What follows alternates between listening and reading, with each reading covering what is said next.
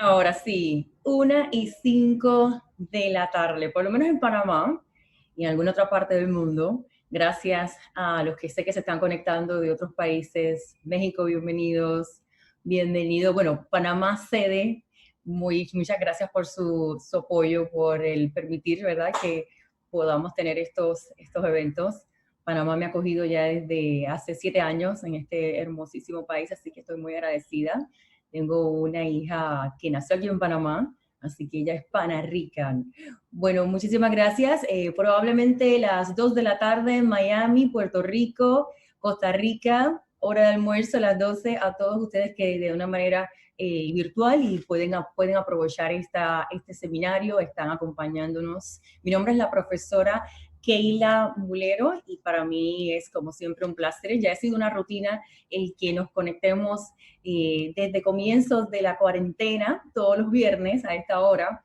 Hemos separado este espacio, pero para mí resulta muy grato, estoy muy agradecida. Gracias, no voy a esperar al final, gracias desde desde el principio de la conferencia por seleccionar y estar aquí en este seminario. Introducción al análisis financiero en la prevención del blanqueo de capitales y financiamiento del terrorismo es uno de probablemente mis seminarios estrellas, gusta muchísimo. Es un tema muy amplio, es un tema que en 1 hora 45 minutos es imposible que lo podamos cubrir, así que un poco les adelanto esto pues para manejar expectativas, pero sí les recomiendo pues que sigan investigando.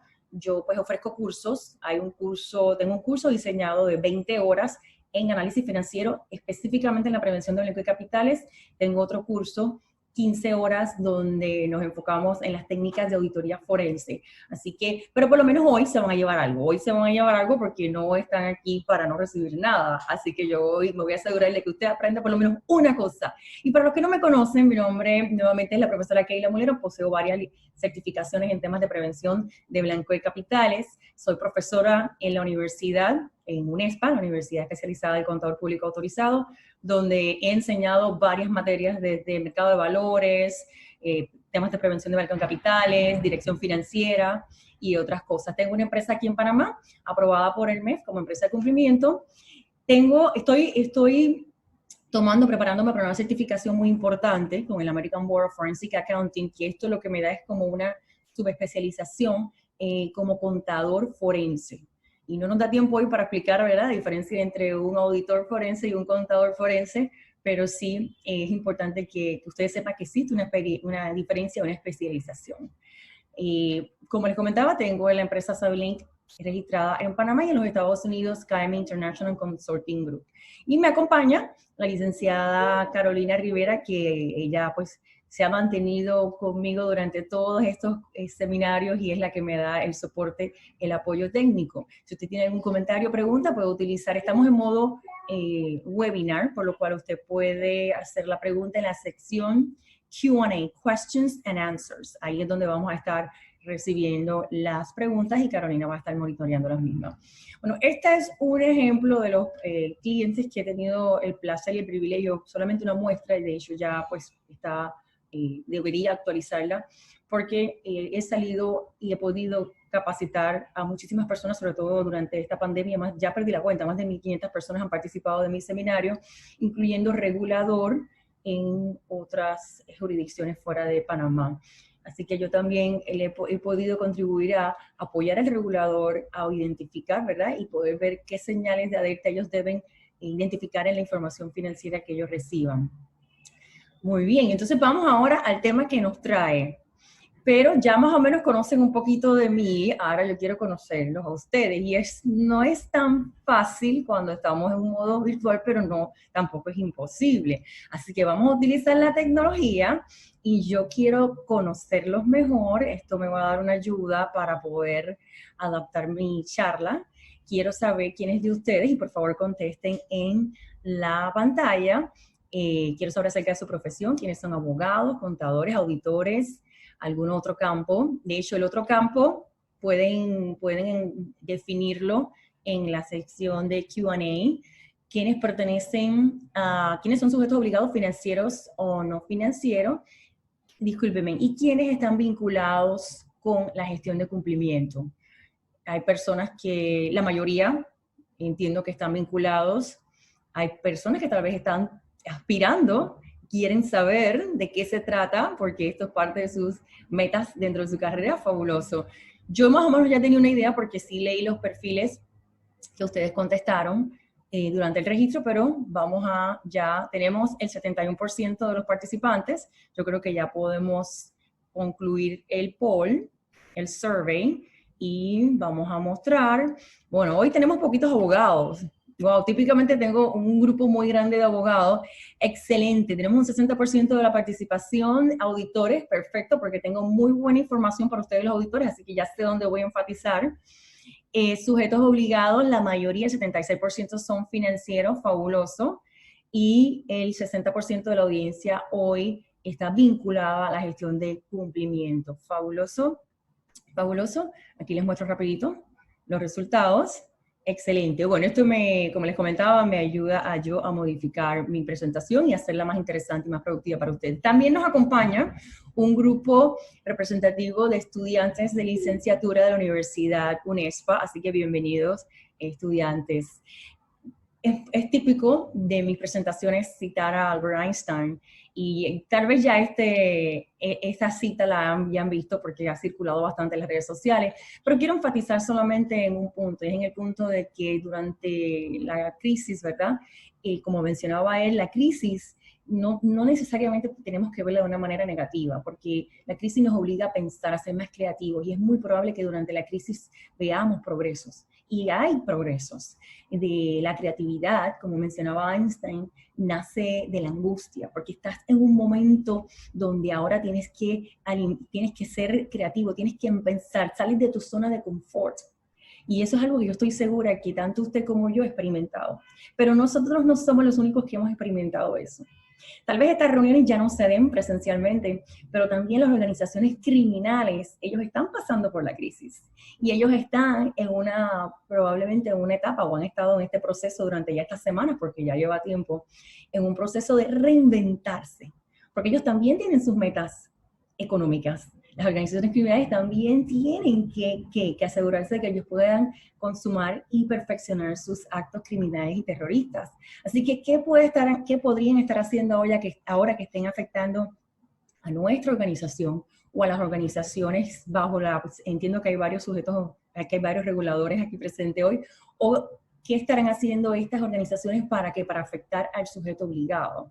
Eso es algo que nosotros tenemos que entender, porque van tras las vulnerabilidades. Vulnerabilidades son esos sectores, esas áreas grises, esas áreas donde probablemente bajo la situación mundial que estamos pasando, ahora se flexibilicen los controles internos, probablemente bajo un ambiente real, que es el ambiente de estar en nuestra casa, teletrabajo. ¿Qué pasa con estos controles internos que en un momento si es que estuvieron bien diseñados, definitivamente han cambiado?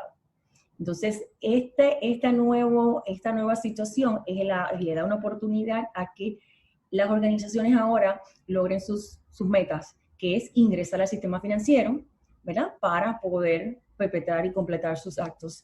Y les comento brevemente los sucesos, y estoy yendo tal vez 20 años atrás, pero es importante que recordemos esto. Yo no soy la única persona que está haciendo referencia a lo que pasó en septiembre 11. Uno de los VPs de Copa recientemente en una conferencia hizo mención acerca de lo que está pasando, ¿verdad? Y cómo podemos modelar de lo que aprendimos con este suceso. Cuando las Torres Gemelas y la ciudad de Nueva York fueron atacadas, resulta que estos individuos, ellos definitivamente, de alguna manera, tenían que tener o tuvieron que tener acceso al sistema financiero.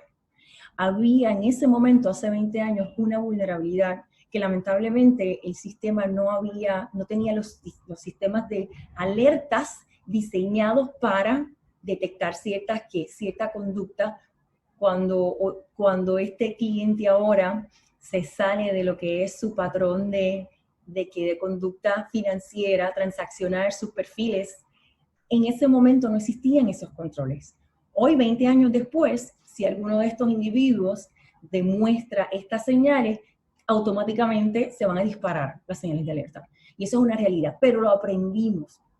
¿Qué podría estar pasando? Bueno, podría estar pasando que en este momento, un momento de crisis, un momento de inestabilidad, hayan susceptibilidades en el sistema, vulnerabilidades que puedan de aquí a unos meses estallar en un gran fraude, en una gran crimen, y utilizando, ¿verdad?, el sistema financiero. Entonces, por eso es importante que nosotros entendamos por dónde podrían estas organizaciones ahora estar tratando de consumar sus actos. Y para terminar con el ejemplo de septiembre 11, uno de estos jóvenes, específicamente el último que ven aquí en la última barra, Sia Gerard, él fue uno de los secuestradores, específicamente del vuelo United 93, cuando analizamos la información financiera, la actividad financiera, y esta es información pública que pueden accesar, vemos que este joven, hace 20 años, no despertó ninguna señal de alerta, no activó ninguna señal de alerta. Él sí tenía acceso al sistema financiero porque él tenía que hacer ciertas compras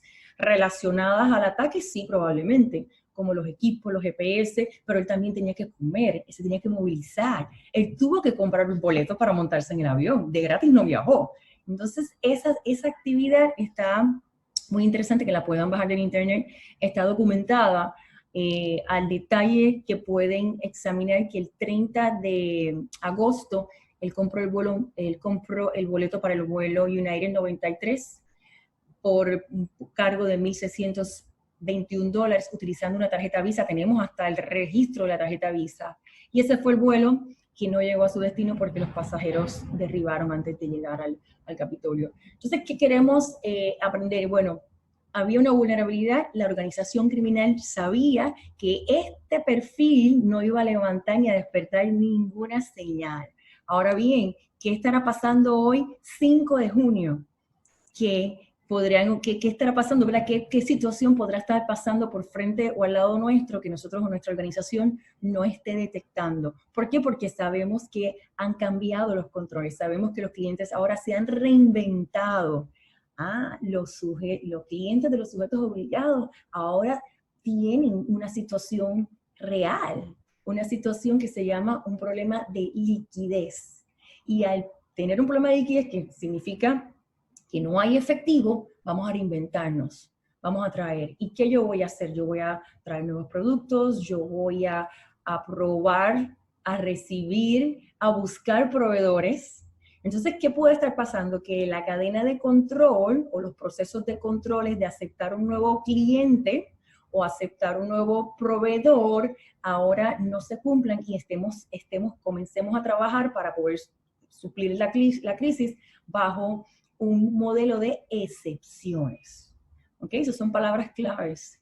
O sea, ante la crisis hay una situación donde tenemos que sobrevivir, liquidez, puede que los controles internos ahora se hayan debilitado y entremos en una práctica de excepciones. En la medida que estos controles que estos nuevos controles, porque se deben diseñar controles para poder detectar, ¿verdad?, cuál sería ahora la posible debilidad. Si esto no se monitorea, ahí tenemos una debilidad y ahí hay un fallo.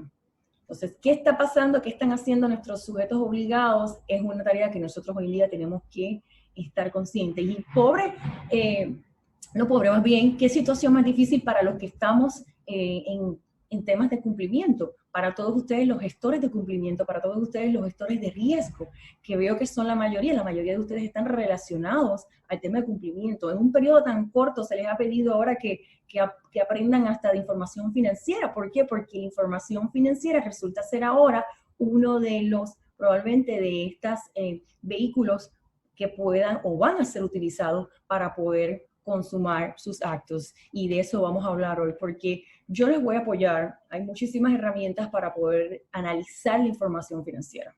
Pero obviamente hay herramientas que si no las utilizamos correctamente nos podríamos hasta hacer daño, podríamos cometer errores en decisión, podríamos evitar o no aceptar un cliente porque no entendemos unos resultados de la aplicación de ciertas herramientas de análisis y dejar que otro cliente que no debió haber entrado entre a la organización.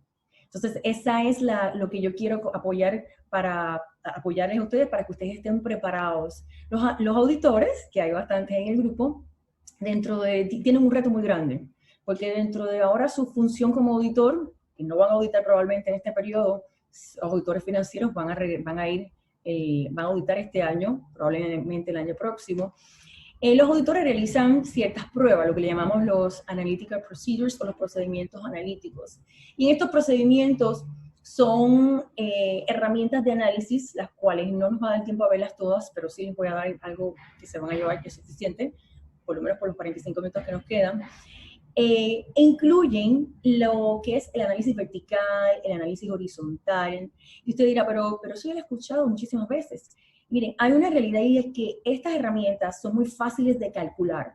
Usted con una hoja de Excel, una calculadora, si es que todavía existen calculadoras por ahí, o con el celular, o hasta mentalmente usted puede sacar un porcentaje. Ahora, lo importante no es la matemática, que de hecho eso está muy fácil de manipular, lo importante es el análisis, y el análisis desde una óptica investigativa, porque la óptica comercial te puede dar un resultado muy favorable para quienes, para los accionistas, ¿correcto? Para los dueños de la empresa, pero eso no significa que esa empresa esté siendo utilizada ¿para qué? Para blanquear capitales. Entonces usted tiene que ahora analizar ese resultado, pero entendiendo de cómo se fundió esa empresa. Digamos que la empresa, para darle un ejemplo, en este momento, bajo la crisis que estamos viviendo, es una empresa que resulta ser una de las empresas dentro de una industria altamente afectada. Entonces, ¿cómo es posible que esta empresa ahora esté proyectando o esté demostrando una rentabilidad cuando sabemos que ya no se fabrican zapatos o ya más bien no se están vendiendo zapatos? La producción se tiene que haber detenido. Entonces, usted se tiene que cuestionar cómo es posible que este cliente o este cliente del sujeto obligado ahora esté demostrando, esté presentando una rentabilidad positiva. ¿Qué hizo? Pero vamos a detenernos aquí, porque no quiere decir que necesariamente esté haciendo algo, ¿verdad?, para blanquear capitales, porque puede ser que ese cliente se haya reinventado. ¿Qué quiere decir? Bueno, es muy probable que si él tenía maquinarias, que ahora utilice esa maquinaria para fabricar otros artículos que sí se utilicen durante la crisis. Vamos a dar un ejemplo. Vamos a pensar se me ocurre así de un momento, una fábrica de ropa íntima de mujer, por decir algo, lingerie, ¿verdad? Que es un artículo que yo me imagino que no se está vendiendo mucho en esta época. Pero la fábrica tiene, me refiero le voy a decir un poquito más, es una empresa que empieza con V y S, que está representada por unos modelos angelicales. Vamos a pensar en esa fábrica, ya saben. Bueno, ellos tienen la maquinaria, tienen la tela, pero no, el producto no se va a vender probablemente. Pero tienen una oportunidad de utilizar esa maquinaria, esa infraestructura y comenzar a vender mascarillas. Claro, mascarillas de tela. Y las hacen muy bonitas. Y le ponen hasta los logos de las empresas y resulta ser de que ellos logran reinventarse. Pero ¿cuál es el problema? No, hasta el momento no hay problema porque ellos pueden explicar de una manera correcta cómo se han reinventado y cómo ellos pueden explicar esa liquidez que otras empresas tal vez no hayan podido demostrarla. Pero el problema es que usted tiene que conocer bien cómo se ha reinventado su cliente, porque ahora resulta que esa misma empresa tiene un contrato con el gobierno, porque está produciendo mascarillas, y con un gobierno extranjero. Piensen cómo el mismo escenario ahora se puede convertir en una situación de riesgo, donde ese cliente que ya ha sido cliente de la entidad financiera, la mayoría de ustedes son financieros, ahora el perfil de conozca a su cliente cambió por completo. En mi opinión es un cliente nuevo, porque cambió su línea de negocio.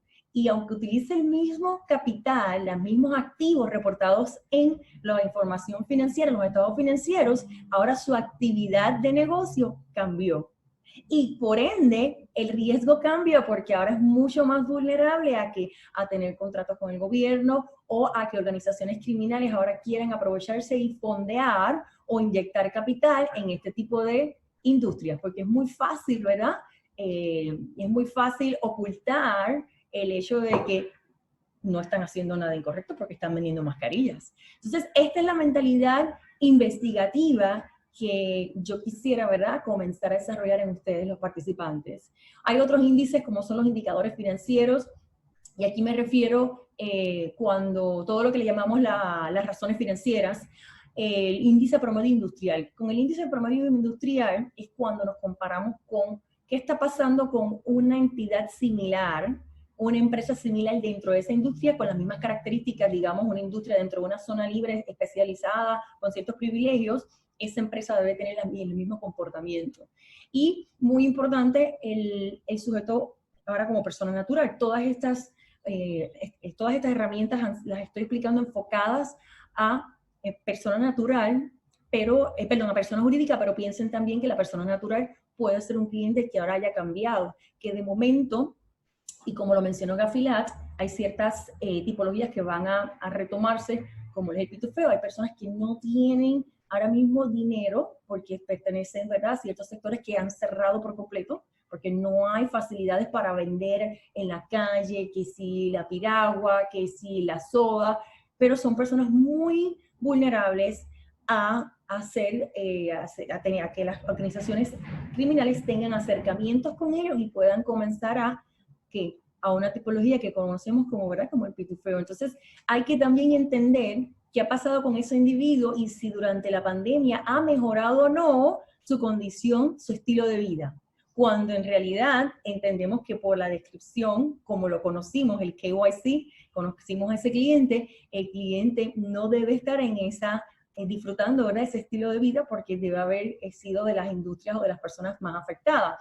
Entonces, sí hay manera de nosotros poder identificar estas vulnerabilidades y si nuestros clientes han sido víctimas de alguna organización. Hay un libro muy interesante que quiero aprovechar y compartirlo con ustedes, Principios de la Administración Financiera, es un libro de texto que utilizo en la universidad, es extensísimo, es un libro de texto, 700 páginas, que si lo pueden bajar del internet, lo pueden obtener a través de alguna biblioteca de la universidad. Entonces, como sé que hay bastantes auditores en la audiencia, ustedes van a entender cuando yo hablo acerca de desarrollar la perspicacia y el escepticismo, porque nosotros los auditores, yo trabajé para Pricewaterhouse y Arthur Andersen, nosotros nos enseñan, nos capacitan, ¿verdad?, a qué, bueno, ser perspicaces, a nosotros desarrollar esta sagacidad, ese sentido de esa agudeza, de ver más allá de lo obvio.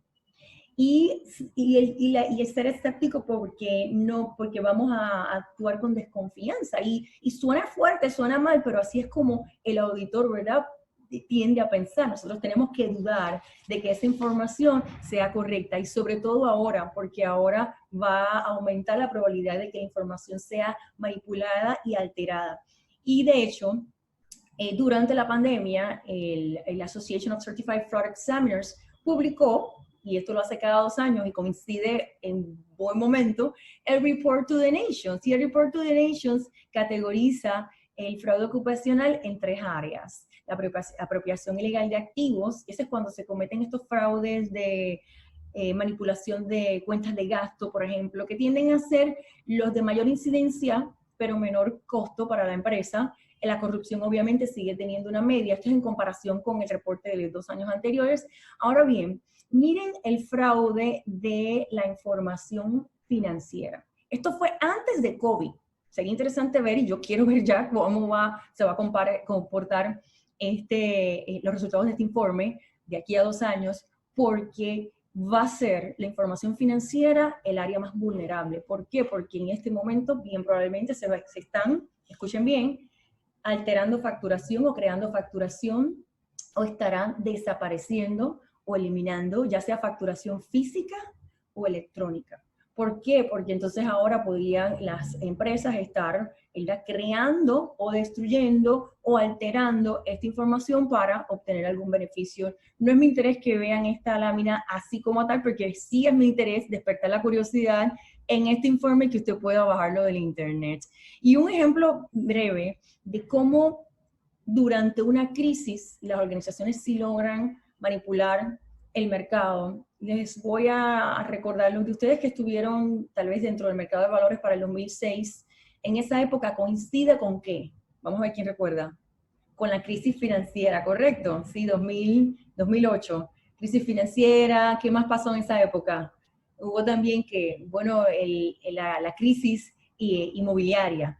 ¿Qué sucede? Ante esta crisis, fíjense, crisis 2006, crisis 2020, Resulta que hay ciertos individuos que le llamaron los shell brokers, y ellos identifican una vulnerabilidad. Casualmente coincide que había unas empresas en China, unas empresas ya establecidas, pero pequeñas, ahora ellas logran ingresar y cotizar en la bolsa de valores de los Estados Unidos, sin pasar por ningún procedimiento de aplicar al SEC, ahorrándose todos esos costos altísimos que ustedes conocen, los que están en tema de valores deben, saben a lo que me refiero. ¿Cómo lo hicieron? Lo hicieron a través de lo que se llama un reverse merger. Se identificaron, escuchen bien para que entiendan la tipología, se identificaron pequeñas empresas que estaban cotizando en la bolsa de valores, lo que le llamaban típicamente los penny stock, ese tipo de empresas, y se merged, se consolidaron. Ahora bien, ¿qué le pidió el grupo, verdad? El grupo que estaba perpetrando este fraude, porque fue un fraude que resultó en 50 billones, le costó al inversionista, como usted y como yo, 50 billones. Ellos le pidieron nada más y nada menos a las empresas chinas que lucieran ser grandes, que fingieran ser grandes, que manipularan la información información financiera, que entraran en prácticas de contabilidad creativa, y así lo hicieron, costándole al pueblo y a las personas como usted y como yo, los inversionistas, 50 billones. Y usted dirá, pero es que estos estados financieros son empresas públicas, están auditados. Miren, sí, están auditados. Por empresas grandes, por empresas pequeñas, están auditados. Y como parte de este y de muchísimos escándalos, ¿verdad?, que se estaban dando ya para esos años. Recuerden el escándalo que todo el mundo conoce posiblemente de Madoff, Bernie Madoff, Waste Management, Health Insurance, WorldCom. De WorldCom, que coincide con Arthur Andersen, y un poco antes el escándalo de Enron, también con Arthur Andersen, surge una ley, la ley Sarbanes-Oxley del 2002, ¿recuerdan? ¿Por qué les menciono esto? Porque casualmente, y como mi objetivo es actualizarlo, cuando surge la ley en el 2002, Sarbanes-Oxley, se crea un comité, y es el comité PCAOB, Public Company Accounting Oversight Board. Y ese comité acaba de publicar, y escuchen auditores, que ustedes ya, si no lo han hecho, deben bajar, entren a la página, y bajar el comunicado, es Reminders for Audit Nearing Completion. Están hablando acerca del impacto que va a tener en sus auditorías, ya sea usted auditor, y sería bueno que aunque usted no sea auditor financiero, digamos que su rol es auditor interno o auditor en cumplimiento, que usted le dé un repaso a esto. ¿Trabaja usted o no en firma grande, una de estas Big Four? ¿Por qué? Porque el documento especifica las áreas que se entienden que van a estar siendo las áreas de riesgo. Por ejemplo, la segregación de tareas. ¿Qué pasa?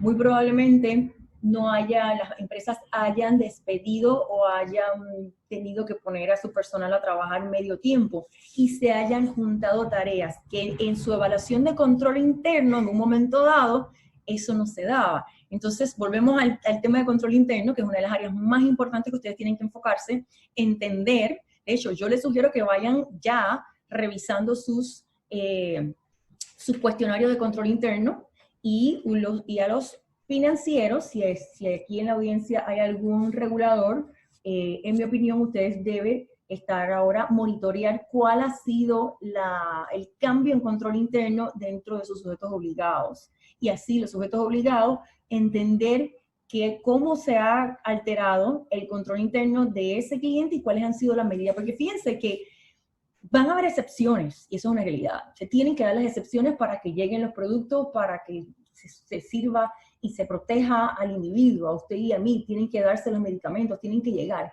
Pero en la medida que esa excepción no incurra en un incumplimiento, no debe haber problema. En la medida que ese cambio en control esté documentada y tenga un proceso de monitoreo, debemos estar bien. Entonces, esa es la parte que usted ahora en su función de auditor, que veo que hay muchos en la audiencia, tiene que prestarle mayor atención. El monitoreo de controles internos que hayan aumentado el riesgo de las excepciones, como ya les había dicho. De hecho, el Report to the Nations que les comenté anteriormente menciona que las debilidades principales del control interno son, primero, que no haya un control. Eso pues es bastante obvio, ¿verdad? Lo que le llaman la falta de management review, o sea, que haya una gerencia que no esté ahora revisando. Se puede dar porque o no está la persona bajo la crisis, o la persona enfermó, es uno de estos pacientes, o la persona simplemente no está trabajando porque la empresa tuvo que terminarlo. Discúlpeme.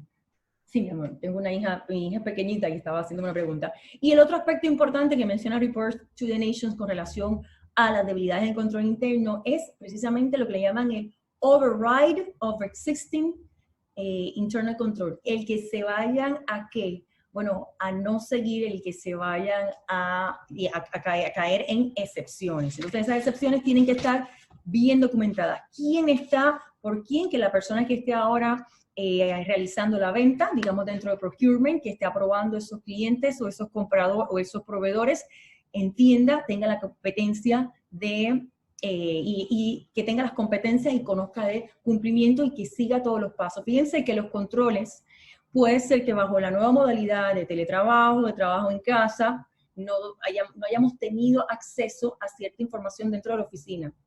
Es probable que algunos controles hayan pasado de controles automáticos, automatizados, a controles manuales. ¿Quién firmó? ¿Esa persona que firmó tenía la autorización?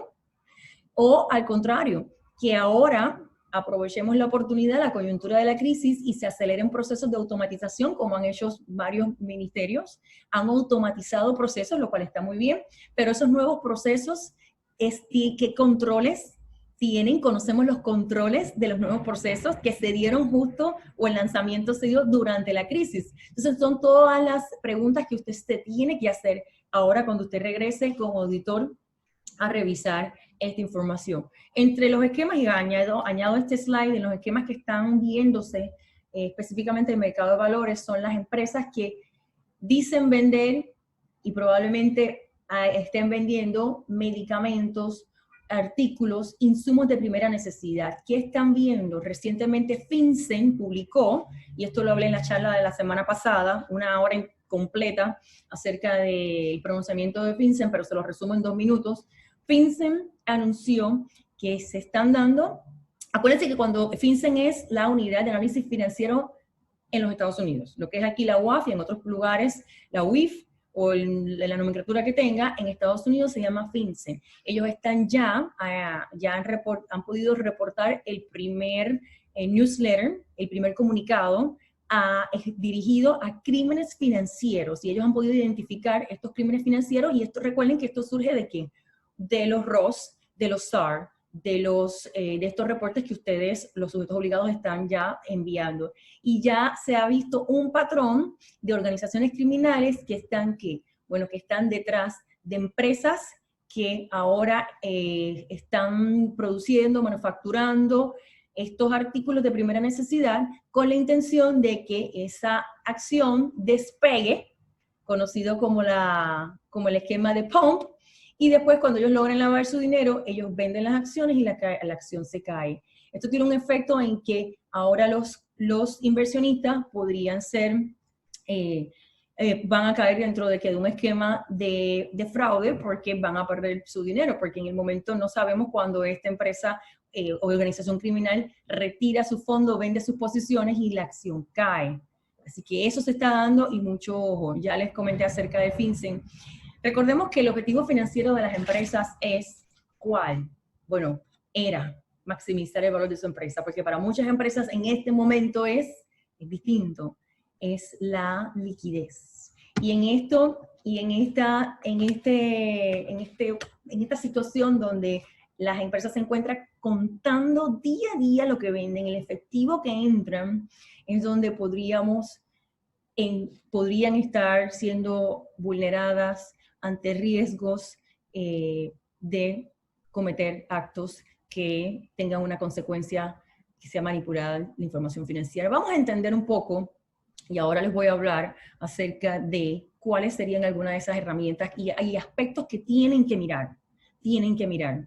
De hecho, Gafi lo mencionó a través del comunicado de Gafilat, que se van a dar más estafas, se van a dar más de este tipo de crimen.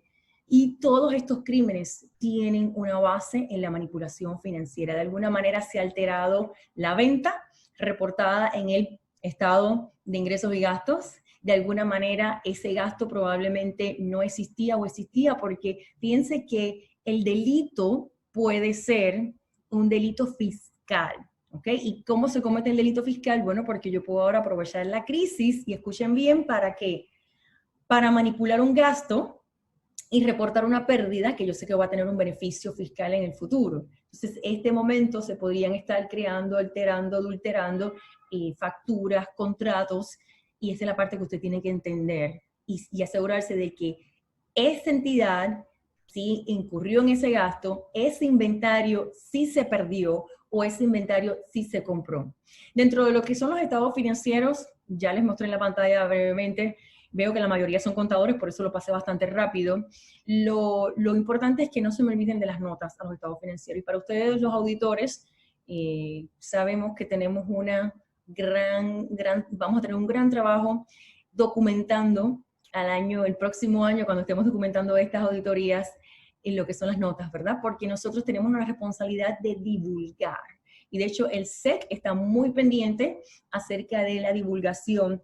Y el SEC ha sido una de esas otras organizaciones que se ha pronunciado y nos habla específicamente o ha dado guía en cuanto a algo que ustedes conocen que es el going concern, el negocio en marcha. Porque ahora sí tenemos que estar seguros de que esa entidad sí puede seguir en marcha, que las divulgaciones se hayan hecho en el periodo correcto. ¿Por qué? Porque si hay una empresa, y escuchen, tomen nota, los que se me hayan dormido, que estén, ahora se me despiertan, este momento es importante. Una empresa que haya cerrado su año fiscal en diciembre 31, ¿habrá tenido algún efecto de la pandemia, de COVID? Asumiendo que la empresa está de este lado del mundo, no del otro lado del mundo. Pero muy probablemente que no. ¿Okay? Así que no esperamos, y escuchen bien, no esperamos ningún ajuste a la información financiera, a los números presentados en los estados financieros al cierre o empresas con cierre de diciembre 31. Lo que podríamos esperar es una divulgación o que esa misma entidad, esa misma empresa, ahora en sus estados interinos que corresponden al primer trimestre del año 2020, ellos en esos estados sí van a presentar probablemente ajustes, ¿cierto? De hecho, las proyecciones van a cambiar. Y ustedes, sujetos obligados, digamos, bancos, si tenemos representación de banca aquí, tienen que pedir la actualización de las proyecciones, de los forecasts a sus clientes, porque ya esa proyección que le entregaron a principio del año, a finales del año pasado, ya no les sirve. Esa proyección tiene que incluir el efecto de la crisis, el efecto pandemia, el efecto COVID. Y el cliente ahora tiene que sustentar cómo ha podido mantener la rentabilidad que ha mantenido, ya sea porque se haya reinventado, y eso pues lo expliqué hace un ratito muy bien. Para empresas, escuchen bien, las empresas que cierren, que su año fiscal cierre o haya cerrado en marzo 31 del 2020, aquí la situación cambia y es un poquito más complicado porque esos negocios, esas empresas, esas entidades sí van a poder reflejar o deben reflejar ajustes porque no van a cumplir obviamente relacionados a la pandemia, a la crisis, al efecto financiero COVID-19. Ellos sí van a reportar ajustes al cierre de marzo 31. Lo que también esperamos ver que esas mismas empresas en la presentación de su primer trimestre, que va a ser en junio, su primer trimestre obviamente, también ellos, porque la pandemia, por lo que vemos, va a seguir, los efectos van a seguir, va a haber una recuperación, pero la recuperación va a ser bastante lenta, nadie puede predecir, nadie puede decir cuándo vamos a recuperarnos, pero sí esta entidad usted debe ver. Lo que no puede pasar, ojo regulador, escuchen bien si hay un regulador en la audiencia, es que, y también sujetos obligados, es que haya lo que le llamamos los reversal entries o estas entradas, estos asientos reversando cuentas de empresas que hayan cerrado en diciembre 31. Una empresa que cerró en diciembre 31, esos estados ya cerraron, deben estar íntegros. Si hubo un atraso en la auditoría, que puede ser, que hayan atrasos en la auditoría porque está, no sé, por alguna razón, escuchen bien, hubo un procedimiento, un proceso que no se completó, lo que hemos visto en la práctica es que sí se ha completado con la salvedad de que hubo un proceso a nivel de auditoría que no se completó, que se espera completar más adelante para que el cliente pueda tener su información financiera pero eso tiene que estar redactado y documentado en el informe, ¿ok? Eso es en caso de las auditorías que no se pudieron completar. Y nuevamente les menciono, auditores, vayan a la página PCAOB, bajen este documento porque presenta las guías COVID-19 Reminders for Audit Near to Completion. Son auditorías que estuvieron cerca de completarse, que no se completaron. ¿Cuáles son los ajustes y los cambios que tienen que hacer a sus planes de auditoría, sobre todo a lo que es ahora el cuestionario de control interno? Probablemente sus niveles de materialidad van a cambiar. Bueno, todo eso va a tener un impacto. ¿Vieron la diferencia? Una empresa, nuevamente, y con esto termino este segmento. Diciembre 31, no debe haber reflejo de algún impacto COVID, tal vez una divulgación. Sin embargo, a marzo 31 vamos a encontrar impactos y ajustes COVID-19 y ambas empresas en sus estados interinos subsiguientes sí vamos a tener bien probablemente ajustes y divulgación. Vamos ahora a ver, vamos a hacer un diagnóstico. Como no tenemos tiempo de ver las herramientas en detalle, sí quiero que se lleven ciertas áreas que cobran mayor importancia más que nunca en lo que es, yo le llamo un diagnóstico, porque usted ahora tiene que evaluar a su cliente de una manera distinta, porque los clientes de sus clientes ya probablemente no sean los mismos. Esto es una cadena. O sea, si hay un proveedor o si hay un cliente que lamentablemente está o en reestructuración o tuvo que cerrar en bancarrota, ¿cómo podemos apoyar, ¿verdad? O fomentar, se me fue la palabra, estoy pensando en inglés, sustentar una venta. Bueno, ¿te reinventaste sí o no? Usted tiene que entender la nueva actividad de ese cliente o de ese sujeto obligado. ¿Qué está haciendo? ¿Cómo lo está haciendo? ¿Y por qué lo está haciendo? ¿Y para quién lo está haciendo? Entonces, en esa cadena de preguntas, usted va a identificar cómo se ha desviado de lo que fue la entrevista inicial que usted le hizo al cliente cuando lo aceptó dentro de la institución financiera. Aquí la mayoría son financieros o pueden ser no financieros, abogados. ¿Cómo ha cambiado el tamaño de la empresa? Hay empresas que jamás y nunca van a ser los gigantes del pasado. Hay empresas que han tenido que salir de sus activos porque parte de poder sobrevivir ha sido el darle una mirada, reevaluar sus activos y vender activos que para ellos a lo mejor ya estaban en desuso o activos que no van a poder continuar utilizando, que resultan ser ahora el reinvento de otra persona. Entonces, el poder evaluar los activos, entender ahora el tamaño de la empresa va a cobrar mayor importancia. Otro punto importante es, esto ya lo vimos, es en qué, y escuchen bien, porque partiendo de la premisa de que el interés de todas las empresas, de todos los individuos, de todos los empresarios ahora es sobrevivir, ¿verdad? El poder pagar una planilla, los compromisos que tengan de deuda, tenemos que entender cuáles son las nuevas actividades, ¿verdad? A nivel de actividad, a nivel del tamaño de la empresa, pero también a nivel de la representación en los estados financieros. Y por tradición, nosotros sabemos y entendemos que las cuentas, digamos en el caso de los activos, pero esto también aplica a los pasivos, cuando se detallan o se divulgan en los estados financieros, ahora los voy a mostrar aquí, dentro de lo que es el activo, todas esas cuentas deben estar obviamente relacionadas ¿a qué? A la actividad del cliente. ¿Y por qué les digo esto? Porque si el cliente ahora ha entrado o ha incurrido o se ha reinventado y su actividad es distinta, esta definición de lo que es el activo es muy probable que cambie, ¿ok? Entonces ustedes tienen que asegurarse de que bajo la nueva actividad del cliente, toda la divulgación de lo que corresponde a los activos, y esto aplica a los pasivos, se ajuste de manera que sea representativa a la nueva actividad. Eso es muy importante. Recuerden la regla de oro. Usted va a hacer lo que yo le llamo un análisis aquí vertical, donde usted va a calcular el peso de cada una de esas cuentas, ya sea para los activos, para los pasivos. Esto tanto para los activos corrientes como los pasivos corrientes, fijos a largo plazo. La regla de oro es que si alguna de estas cuentas resulta tener un peso de más de un 10%, esa cuenta se tiene que a divulgar. Tenemos que entender qué hay allá adentro. Y eso puede pasar en los famosos otros.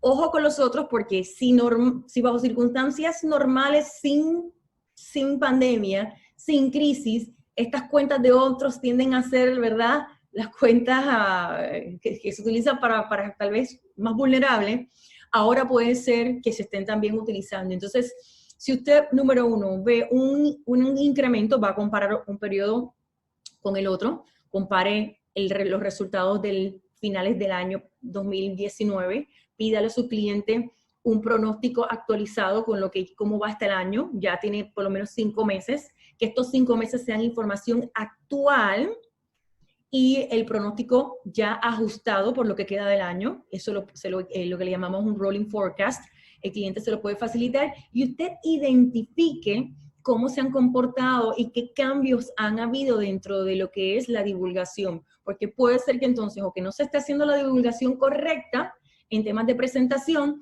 o que por ahí sí se nos esté yendo una cuenta que haya incrementado. Nuevamente, lo que se estila, lo que se sugiere, la regla de oro es que se divulguen las cuentas, todas las cuentas que representen por lo menos más de un 10% tienen que estar divulgadas. Con relación al total del activo, en este caso, con relación al total del pasivo, no se me confundan con el pasivo y el patrimonio, porque a veces vamos directamente a la última línea, asegúrense de hacer la diferencia.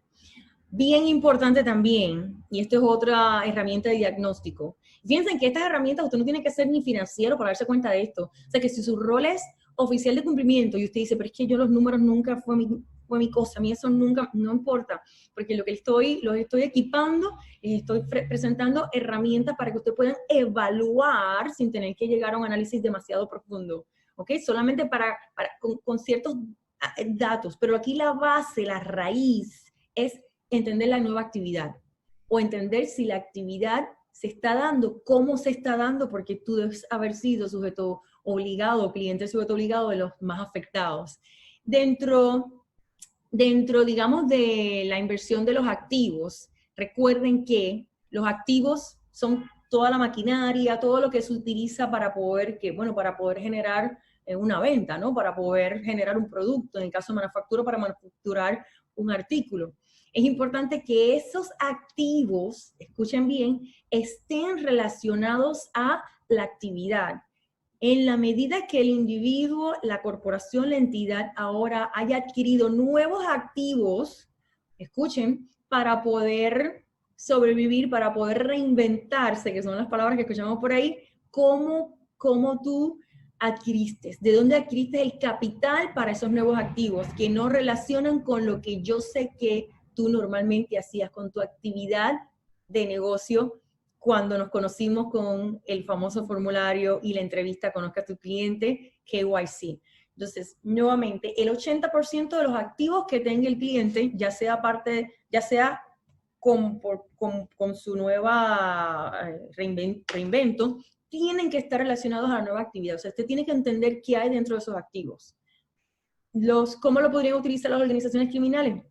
Obviamente se podría utilizar estos activos porque si aparecen activos que no guardan relación con la actividad del cliente, aquí hay un problema. Porque ¿por qué adquiriste ambulancias si tú no eres un proveedor de ambulancias? Y ahora que menciona ambulancias, es importante que también nosotros entendamos que cuando se adquieren estos activos, digamos que sabemos que son artículos, en el caso de las ambulancias, que se estén utilizando. Se compraron 10 ambulancias. ¿Cuántas hay en circulación? 10. Bueno, ¿cómo podemos validarlo? Hay muchísimas maneras de validar que las ambulancias estén en circulación. Usted puede ir y físicamente verlas. Si las encuentra en un patio, ¿por qué compraste 10 cuando en realidad el contrato era por 10, pero se necesitaba una? Hay muchísimas maneras desde la óptica forense que yo les puedo enseñar más adelante de cómo validar todas estas adquisiciones. Hasta aquí hemos visto, y esto es más o menos a manera de resumen, cómo los activos y todas las cuentas que estén divulgadas dentro del activo tienen que guardar relación con ese cliente, se haya reinventado o no. Importantísimo. Otra cuenta muy importante es lo que le llamamos los activos diferidos. ¿Por qué? Y yo les voy ahora voy a aterrizar, ¿verdad? Cómo esto se podría utilizar, cómo esta cuenta o estos activos se podrían estar utilizando en este momento. Les recuerdo que el activo diferido es cuando son gastos que se desembolsan, que se pagan de manera inmediata, pero resulta que estos gastos van a tener un beneficio futuro. Y el mejor ejemplo es una empresa que quiera ingresar a un país, digamos alguien que quiera empezar a comercializar, no sé, medicamentos, ¿verdad? Que es lo que está de moda ahora. Bueno, para poder comercializar un medicamento, muy probable que haya que registrarlo. Primero hay que constituir la entidad, hay que enviar muestras, si se van a manufacturar hay una maquinaria que enviar, que montar, y todos estos gastos se van a estar acumulando para diferirse a través del tiempo una vez comiencen la operación. ¿Okay? Eso es normal. Eso pasa bajo condiciones normales. ¿Qué podría estar pasando? Que se utilicen estas cuentas de activos diferidos, ¿para qué? Bueno, para ocultar ciertos gastos, ciertos desembolsos que ahora se han hecho. Pero cuando usted investiga se da cuenta que estos desembolsos no guardan relación con la actividad del cliente, ¿cierto? O, bien importante, entender en qué periodo de vida se encuentra la actividad de ese negocio, de ese cliente. ¿Por qué? Porque este tipo de gastos típicamente los vas a ver en una entidad nueva. Son estos gastos de inicio, ¿cierto? Y los van amortizando. Si el cliente, como ya usted lo conoce, resulta ser un cliente que ya lleva tiempo establecido, que ya tiene una relación con el banco, y usted dice, óigame, pero de momento esta cuenta de activos diferidos ahora se disparó. ¿Qué pasó? ¿Qué tienes ahí adentro? ¿Qué has acumulado? ¿Qué tienes contabilizado dentro de esa cuenta de activos diferidos? Y usted tiene que preguntar. Podría ser, y lo que se recomienda es que la norma es hasta un 5%, y nuevamente considerando en qué etapa se encuentra la vida de desarrollo del cliente. Porque del mismo modo les digo que si el cliente ahora está establecido y leído también, el cliente ahora resulte que ha decidido expandirse, moverse a otra jurisdicción. Bueno, pues algunos gastos que ha desembolsado, los cuales son probablemente lo mismo, los viajes al otro país, registros, etcétera, que estén todavía dentro de esta información financiera. Pero eso tiene una respuesta. Eso ha sido debidamente divulgado en las notas de los estados financieros. Así que no se me olviden también de hacer referencia a las notas de los estados financieros. Y usted esperaría una relación de lo que es, en este caso, la justificación de estos activos diferidos que no corresponden a la norma, pero ya hay una explicación que hace sentido. Pero esta podría ser una de esas cuentas, y aquí se lo señalo, donde típicamente podemos encontrar en los estados financieros. Con relación a las deudas, sobre todo ahora que las empresas se están reinventando, es muy probable que se estén renegociando deuda, que se tienen que dar. O sea, estamos en un momento donde definitivamente hay una contracción económica, donde las empresas, y gracias a que los bancos les han abierto las puertas, están incentivando todos los diferentes programas a nivel individual, de moratoria, etcétera. Esto tiene que tener un efecto, escuchen bien, en la información financiera, porque si el cliente está dentro de un sector que esperamos que esté negociando esa deuda, porque sabemos que al principio las empresas nuevas están siendo capitalizadas principalmente por los accionistas, por los dueños, pero luego que van creciendo, ya los bancos van creando confianza, una relación, y entonces esto cambia. Y es muy probable que hasta un 70%, ¿verdad?, de lo que es la relación de patrimonio-capital el 70% sea deuda, y eso es normal. Ahora, tenemos que entender qué has hecho, si te has, qué es lo que estamos viviendo ahora, una época de recesión, si has renegociado esa deuda, y no olviden el impacto que va a tener en la información financiera, porque cuando se renegocia una deuda, vas a tener que, si de alguna manera pudiste, digamos, pagar la deuda, vendiste un activo, hiciste algo, o algún tipo de renegociación, vas a tener un efecto ¿en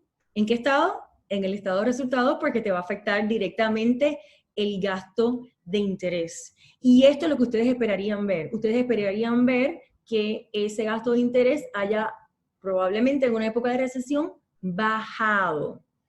Nuevamente, en una época, para una señal de alerta podría ser el que este gasto o no se altere o suba, y estas son las cositas que se le escapan a veces a las personas que manipulan la información financiera, porque puede que hayan manipulado la deuda, pero se les olvide el gasto, o viceversa, y los que son contadores saben a lo que me refiero, y auditores, sí manipulan el gasto, pero se les olvida hacer el ajuste en la deuda.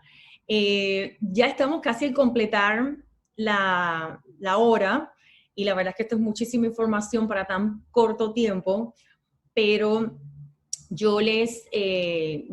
voy a tener otro seminario donde me voy a enfocar específicamente en lo que son los ratios, lo que son los indicadores. Voy a pasar aquí para aquí llegar a la conclusión.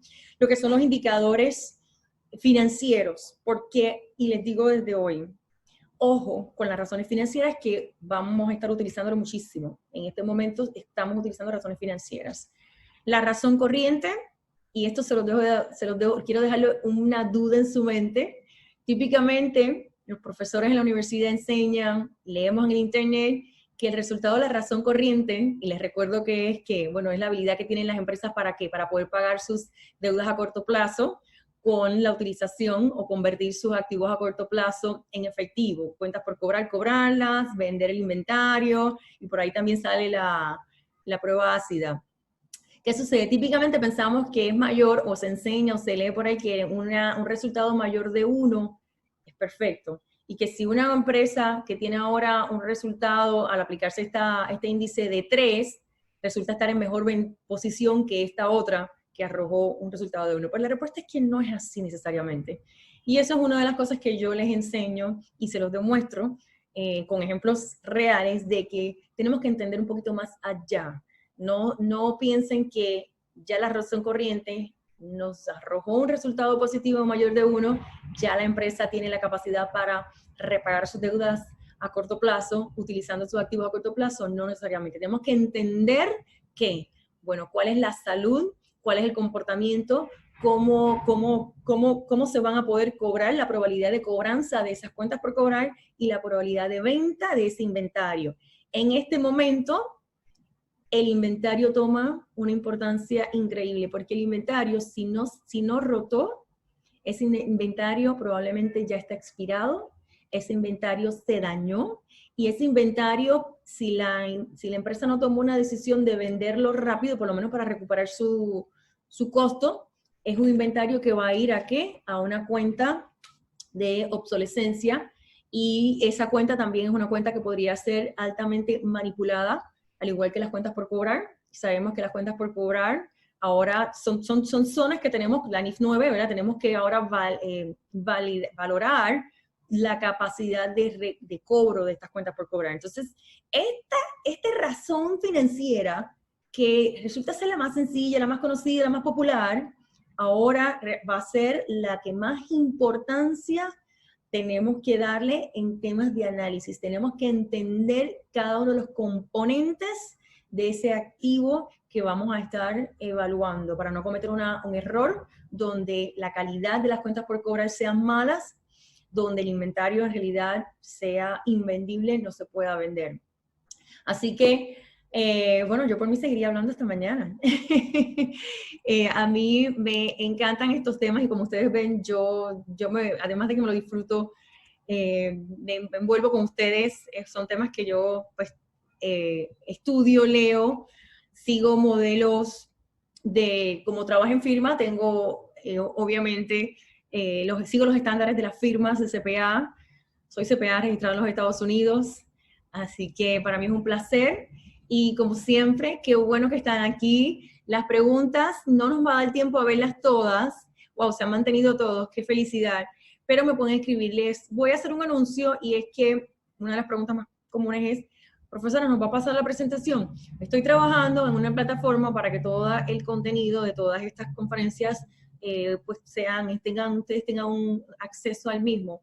Ya muy pronto vamos a lanzar, voy a estar lanzando esa plataforma, así que eso es una muy buena noticia y yo muy feliz de poder llegar, que me hayas abierto las puertas de tu casa, de tu oficina y ¿qué más les puedo decir? No, una vez más, me alegra mucho, me llena mucho de corazón, hago un esfuerzo grandísimo para darle lo mejor de mí y actualizarlos, que esa es la parte más importante, toda la información. Yo puedo dar el mismo tema, puede tener el mismo título, pero ustedes los que me han seguido a través del tiempo saben que no es la misma información porque me enfoco en actualizarlo y en buscar algo distinto. Y espero que por lo menos una cosita hayan aprendido. Así que muchísimas gracias, besos a todos y feliz fin de semana.